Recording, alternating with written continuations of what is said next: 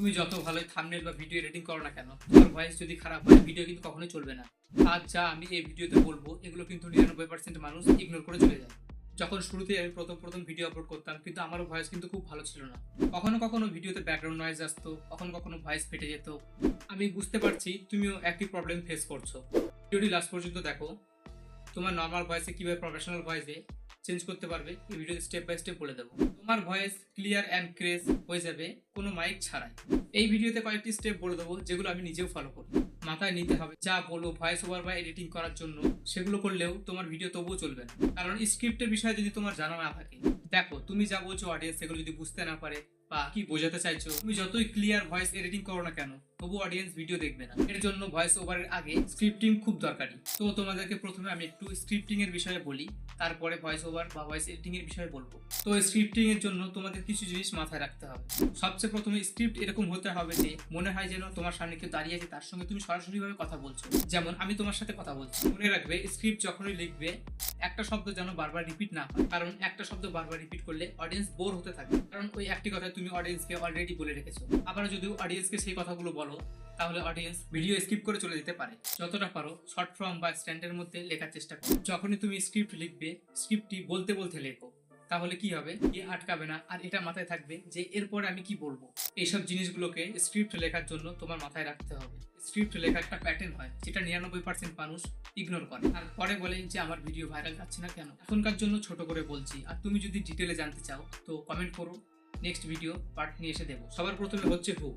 Hook decide করে তোমার video চলবে কি ফেল হবে। হুক হচ্ছে বোল্ড স্টেটমেন্ট, কিউরিওসিটি। তো এই ভিডিওর হুক দেখো। বোল্ড স্টেটমেন্টের জন্য ব্যবহার করেছি ভয়েস ঠিক না হলে ভিডিও চলবে না, আর কিউরিওসিটির জন্য ব্যবহার করেছি যে এই কথাগুলো অনেক মানুষ ইগনোর করে, আর কি ইগনোর করে এটি দেখার জন্য পুরো ভিডিওটি দেখবে। এরপর আছে ক্লিয়ার প্রমিস, আর যা কিছু তুমি বলতে চেয়েছো সেটি ভিডিওর প্রথমে দিয়ে দাও। তাতে কি হবে, অডিয়েন্সদের প্রবলেম আস্তে আস্তে সলভ হতে থাকবে। এরপর আসছে কন্টেন্ট, যেটা তুমি প্রমিস করেছো সেটা ভিডিওতে দেওয়ার পুরোপুরি চেষ্টা করো। ভিডিওর মাঝখানে একটি করে হুক লাইন দেওয়ার চেষ্টা করবে, না হলে অডিয়েন্স বোর হতে থাকবে। হুক লাইন ব্যবহার করলে অডিয়েন্সরা ভিডিওটি দেখার জন্য মোটিভেট হবে আরো। এরপর আসবে সিটিএ। সিটিএ কি করবে, পরের ভিডিওর জন্য হাই ক্রিয়েট করবে বা এঙ্গেজমেন্ট বাড়লে অডিয়েন্সরা কমেন্ট করবে। আর তুমি এই স্টেপগুলোকে ফলো করে স্ক্রিপ্ট লিখলে তোমার ভিডিও ভাইরাল হওয়া থেকে কেউ আটকাতে পারবে না। আর শুধু স্ক্রিপ্ট লিখলেই ভিডিও ভাইরাল হবে না, সাথে তোমার ভয়েসটাও ক্লিয়ার রাখতে হবে। এর জন্যই তো ভিডিওটি ক্লিক করেছিলে। আগে কিন্তু সবসময়ের জন্য ভয়েস ওভার করতে হয়, ইউটিউবে ভিডিওর জন্য বা ইনস্টাগ্রাম ভিডিওর জন্য করতে হয়। এটুকু আইডিয়া তো আমারও আছে যে কি করে ভয়েস ক্লিয়ার করতে হবে। তুমি বুঝতেই পারছো আমার ভয়েস দেখে যা আমি বলবো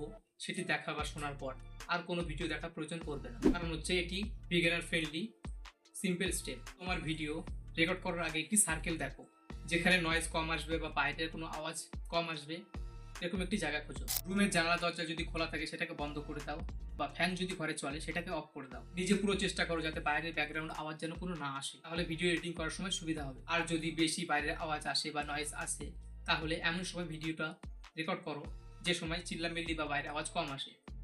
যেমন আমি রাতের বেলা বেশিরভাগ শুট করি, তো তোমাকে নিজে ঠিক করে দিতে হবে কোন সময়টা আওয়াজ কম আসে বা রেকর্ড করা যায়। এবার কথা বলি মাইকের বিষয় নিয়ে। রেকর্ডিং করার জন্য ফোনের নর্মাল মাইকই ব্যবহার করো যদি আপনার কাছে মাইক কেনার অপশন না থাকে তো। আর যদি মাইক কিনতে পারো তাহলে এই মাইকটি ব্যবহার করো, কম দাম আছে। এটি হচ্ছে নাফার 3.5mm ক্লিপ মাইক্রোফোন, ব্যবহার করতে পারো। এটার দাম কম আছে 219 টাকা। আর যদি তোমার কাছে একটু বেশি বাজেট থাকে তাহলে গ্রেনারোর ওয়্যারলেস মাইকটি ব্যবহার করতে পারো, যেটিতে 3 লেভেল নয়েজ ক্যালকুলেশন অপশনস আছে। এটি খুব ভালো মাইক, এটি একটু বাজেট বেশি, 790 টাকার মধ্যে পড়বে। মাইক থাকলেও ভয়েস কিন্তু পুরোপুরি ক্লিয়ার হয় না। একটি সিক্রেট ওয়েবসাইট ব্যবহার করি যেটার নাম হচ্ছে পডকাস্ট। এখানে সবার প্রথমে তোমার অডিও ক্লিপসটি ইম্পোর্ট করে দেবে, তারপরে নয়েজ ক্যালকুলেশন যে অপশনটি আছে এটি অন করে দেবে। 90% কাজ অ্যাডোবি পডকাস্ট করে দেবে। এবার কথা বলি এডিটিং এর বিষয়ে। ব্যবহার করুন ক্যাপকাট। এটিতে আপনার ভিডিও ইম্পোর্ট করার পরে ভয়েসটা হালকা বাড়িয়ে দিন, তো তাহলে ক্লিয়ার হয়ে যাবে। ইনহ্যান্সে ক্লিক করে ইনহ্যান্স করে নিলেই ব্যাস হয়ে যাবে। এটা আমার ভয়েস এডিটিং এর ফুল প্রসেস। ভিডিওটি যদি ভালো লেগে থাকে ভিডিওতে লাইক করে চ্যানেলটিকে সাবস্ক্রাইব করে কমেন্টে লিখে যাবেন হেল্পফুল।